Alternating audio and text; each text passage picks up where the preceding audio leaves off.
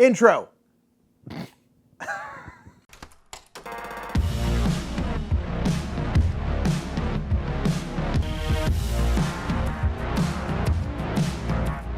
Sometimes the intros just flow. Sometimes they flow out of you and you're amazed by them. We are the Brothers Murph. I'm Mike. That's Nick. We're going to talk about dice placement games. I was just thinking about my favorite dice placement games, Mike. You were? We're talking about dice placement games. This is a game where you are sometimes drafting these dice, but mostly what you're placing them somewhere. Like this could be like a worker placement. A worker placement game with dice placement. Sometimes you're just placing dice to fill out something. It's a kind of a vague mechanic sometimes because it can encompass a whole bunch of different things. Absolutely, can be used in a lot of different ways, which is why we wanted to make a list out of it, because there's a lot that you can kind of explore with dice placement. And it's good because it's nice because it's like it functions both as like especially in worker placement. It's both worker and currency.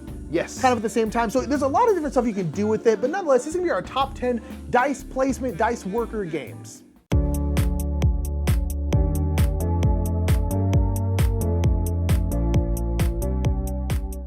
Our number 10 is a new game. So new that it's not even on Kickstarter yet, but nonetheless, we got this game because we're covering it for Shem Phillips of Garphill Games, and honestly, it's really, really good, so it's not going to our list, and that is Wayfarers of the South Tigris. We got a chance to play this game this weekend. We're gonna have a playthrough on our YouTube channel, The Brothers Murph, coming out very, very soon, and it's a really, really good dice placement game. This is a game where you're rolling out these dice, and you have a couple different kind of dice placement spots on your board, but then throughout the game, you're gaining these various cards. You can gain like city cards, will go on the left side of your board. You can gain water cards like harbors and open sea, which will go on the right side of your board. And a lot of those will have different dice placement spots on them. And to go to those spots, you might need certain symbols. You might need like a camel to go on some of the city spots. You might need some boats to go on some of the harbor spots. And then you're also gaining these workers, which you can put on all different kinds of cards. And of course, there's different actions that allow you to increase or decrease your dice, so you can put the right one on there. It's very, very good. We really like all of Shem Phillips' game, we love Raiders of the North Sea. We really love the entire West Kingdom trilogy, the South Tigris trilogy, starting off good, fam. We got a chance to play it, and so it's sneaking in, even though it's really not out yet, but nonetheless, it snuck in anyway. Wayfarers of the South Tigris is really, really good, great dice placement game.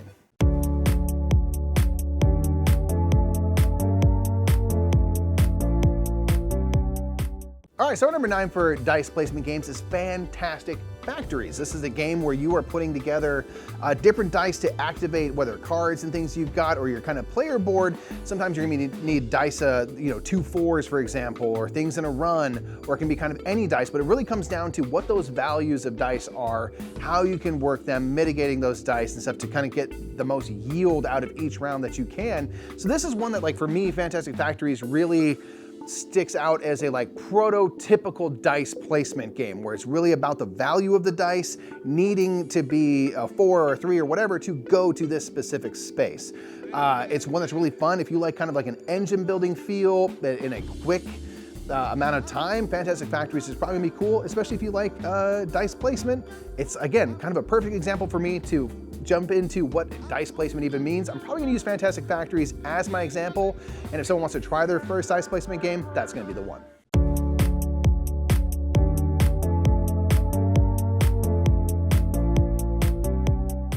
Number 8 is a game that we don't have yet, but we really want to get. We got to play it at Dice Tower West with some friends, and it was super, super cool. Bitoku is a game that we really wanted to try because of just how gorgeous it is. The board is very, very busy, frankly, but I actually really like the board, even though it's a little bit busy, but it's just so gorgeous. And then we heard it was kind of a big, heavy game, and we were like, yeah, I'm here for this. Big, heavy Euro that's absolutely gorgeous, let's go for it.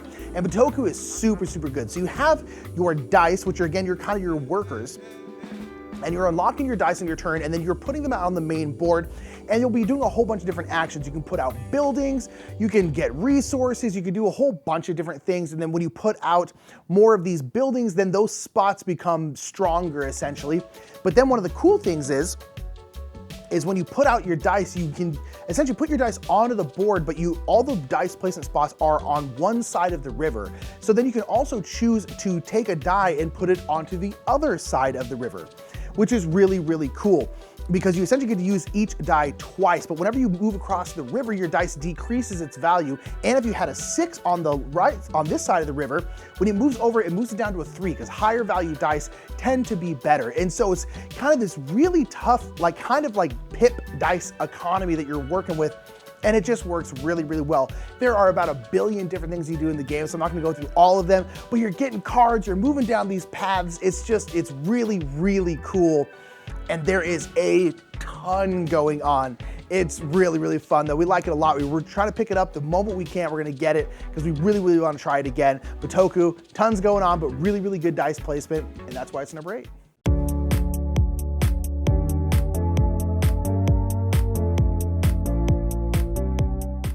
So number 7 is a classic. It's Castles of Burgundy. Now, you're not putting dice out onto specific spaces of the board, but the values of dice and the dice themselves are what dictate everything you do. On a turn, you're going to use your 2 different dice to do different actions. Those dice might be shipping out goods, gaining tiles from the board, putting tiles into your duchy from your player board, or getting workers and stuff. But it all comes down to using a die to make use of an action, and oftentimes the value is going to dictate what kind of tile you can take. If you have a number 4, you're gonna take it from the 4th depot. If you're gonna put it down, you're gonna put it down on a spot that has the number 4 on it on your board. So it all comes down to those dice, and it really leans heavily into that mitigation of dice. You can use these workers to add pluses or minuses to your dice and get to the right values to then use your action. So everything is fueled by those dice rolls and how you work with what you rolled, how you can mitigate them, and it's just all to fulfill this beautiful point salad where you have 1 billion options in front of you. All of them will score you points, but what's the best things to do given what you kind of got with the dice rolls? Castle Burgundy is a classic for a reason. It's one that we came into kind of late and we played it. We're like, I get why this is so popular. It's great. And for me, dice rolling sometimes can be frustrating, but in this one, it feels like this challenge that you want to take on. You're like, how can I overcome what I rolled and ship some stuff out and get some points, get a silverling or whatever, and extend and extract as many points out of this game as you can. Castles of Burgundy is a classic for a reason.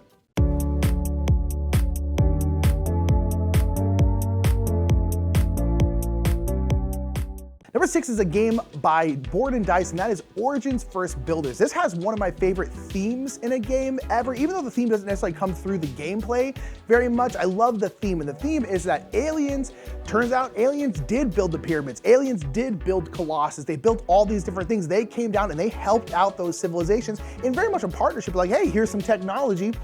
Build these things. And it's such a cool theme that like, hey, this actually happened. And then you can see on all the art and stuff like that, you can see them having these big blue like ray guns and stuff like that, and them lifting giant blocks around and stuff. Very, very cool. But nonetheless, it's all done through your dice. So you roll out your dice. Oh, I'm sorry, you don't roll out your dice. You have your dice, you put in these little dice pants, and then you place them on the 6 motherships. And the 6 motherships have a specific color. And each one of those motherships has a essentially a value that the die has to be or more to go on there. And then the mothership will turn, and then the value increases until the 6 goes down to a 1. So you can kind of get priced out of certain spots. So there's a lot of like, ooh, do I go there now because I only have 4s and that spot's at a 4, but if someone else goes there, it's gonna push it to a 5 and I'm not gonna be able to go there. And so there's a lot of that kind of push and pull with that. And then those spots give you different actions. You can build different districts. You can get resources. You can do a whole bunch of different stuff. Classic Board&Dice stuff. You're getting stone, you're getting gold, that kind of thing. And you're using that to build stuff, you know, but it's really, really fun. We love Board&Dice, but the dice placement's really, really cool. And then you can take those dice and you can essentially get rid of them to a degree and put them into your districts. When you have these little hex tiles, when you form a full like quadrant of that, you can put your dice in between and they'll score points at the end of the game. And so there's just a lot going on with the dice placement, but it's really, really good. We really love the mothership and the dice placement mechanic there. It's really, really cool. And it's just got a cool theme as well. And that's why Origins First Builders is our number 6.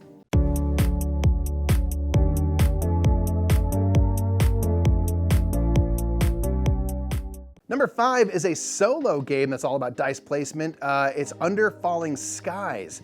This is one where aliens are coming and they're kind of diving, literally descending upon your town, and you're trying to protect the town and research the way to defeat the aliens before they blow you up. This one is all based on dice placement. You're gonna roll a number of dice on a turn, and you have to place them onto different columns of your little player board to activate things, whether that's to gain energy, to fire back at the ships, to do research, to kind of extend your little extractor and stuff and get access to more actions. But it's really a fascinating puzzle because when you put a die into a column, whatever the value of that die, if there's a ship that's in that same column in the sky, it's going to descend that many spaces. So 6s are not necessarily good because the ships are going to come down at you a lot quicker, but 6s are also typically the most valuable thing. You want high level dice a lot of the times. So this one is an incredibly tricky puzzle to make use of these dice in the best way for the actions. Some actions require 2 dice or 3 to be used, but you have to mitigate what values you put in stuff so you don't just run things right into the ground, which hurts. And so this one, to my personal experience, is the most puzzly dice placement game because it really does matter. Every single dice placement really is going to affect many aspects of the game, not just what action you're taking. I think that's super duper cool, kind of goes next level, and there's kind of a campaign you follow that gives you new cities and different things you have to explore, different challenges. There's just really a lot to do. So if you ever want to get into a solo game and really get puzzly with dice placement, Under Falling Skies is probably going to be one that you'd want to check out.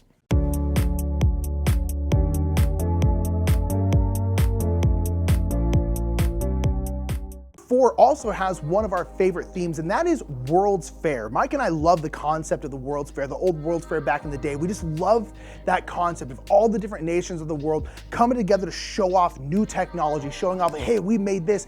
It just seems, it's the world coming together, which doesn't happen very often, unfortunately.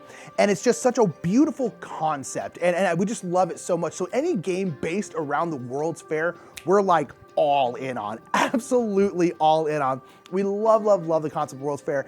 And Crystal Palace is based in the World's Fair, and this is a big kind of heavy capstone game, and you are placing your dice out there. Your dice are your workers, and then what value your dice is matters in terms of where you put it. But one of the cool things about it is you have a certain amount of money and you actually get to choose what value your dice is. A lot of dice placement games, you're just kind of rolling, you're kind of getting whatever's given to you. You have to kind of figure it out from there. In this one, you get to choose. The thing is, for every pip that you choose, you have to pay $1 or money or whatever it is. So if you want a 6, which is very powerful, you have to pay $6. And that is a lot. Money is tight in this game. And so I really, really love that aspect of it, of trying to be like, oh gosh, do I do like, can I get away with having a 2 die, even though it's not very strong? Is it gonna be worth it? Do I just blow it all and get a 6 die and know that I can put it anywhere, I can do whatever I want? It's just a really, really fun concept that I think works really, really well. Absolutely love Crystal Palace. And again, you're going to different parts, you're getting inventions, or rather you're getting patents. You can kind of sway famous people at the World's Fair to kind of be on your side, but you have to pay them to be essentially part of your entourage kind of thing. It's just super, super cool. You're going up these buzz track, you're trying to get buzz about your stuff going on. It's just super cool. I love it so much. I love World's Fairs. And this game is really, really fun, and that is Crystal Palace.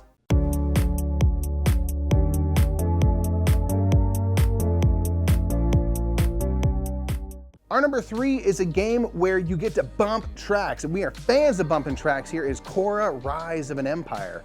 In this, you're gonna have 2 dice, or then 3 if you manage to unlock that 3rd die, and they're going to fuel what kind of actions you can do essentially for free, we'll say. So it's an action selection game at its heart, and the dice that you roll out will give you access to certain actions. And if you want to do an action that is a higher value, say you roll a 3 and you want to take the politics action, which is a 5, you have to pay a difference in your citizens. So it's kind of an economy you need to manage. And we think it's just a really interesting way to, again, mitigate and deal with the rolls you get and try to figure out a strategy and how to kind of proceed with the dice that you have as almost like a limiter on your turn. So Khôra, Rise of an Empire is a game that we just really have been enjoying lately. I think it's a really strong game from last year. And the dice just add that little bit of a twist where you're like, what can I do? I rolled a 5 and a 6. This might be a round where all the options are available to me. If you roll low, this might be a round where I need to kind of figure out how to do this and get to the next round. So it adds a nice little extra stitch into a game all about kind of stretching your dollar and bumping up these different tracks and economies as best you can. It's a really fun game. We enjoy it. That's Khôra, Rise of an Empire.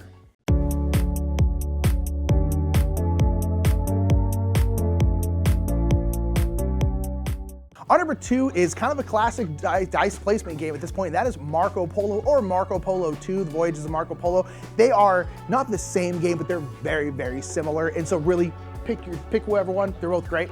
But this is a game where, again, dice are your workers and you're putting out your dice on different spots. You can put out your dice to get different resources, and you're using those resources mostly to move around, because you can go to a different spot where you place out 2 die, and that allows you to move around the main board, which is what Marco Polo was doing, right? Traveling across Asia, going all the way over to China from Venice. And so you're traveling around setting up trading posts. At those trading posts, there's different actions that you can do. And it's just really, it just works. This is a game that we kind of heard about forever and ever and ever. You gotta try Marco Polo. It's one of our best friends. It's one of his favorite games, and just somehow we never got a chance to try it. We finally got to try it on BGA, and we were like, wow, this is actually really, really good. And then we tried the second one. The second one's all like, oh man, this is also really, really good. Marco Polo is one of the best dice placement games out there. That's why it's our number 2. We really, really love it. If you haven't tried it, give it a shot. It's really, really good.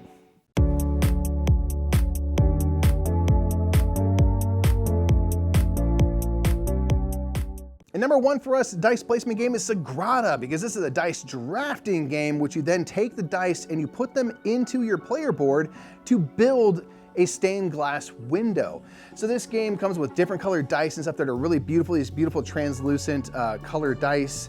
And the rules for placing into your window are simple. You can't ever have the same number right next to each other, and you can't have the same color right next to each other orthogonally.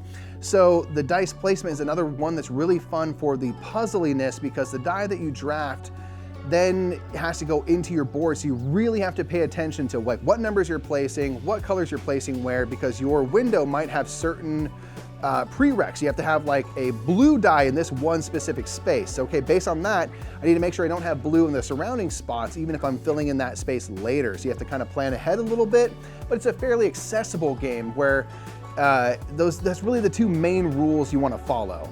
Don't put the same number, don't put the same color right next to each other, fill as much of your board as possible, and the dice placement actually goes to make something that's very beautiful right before your eyes and feels like a stained glass window.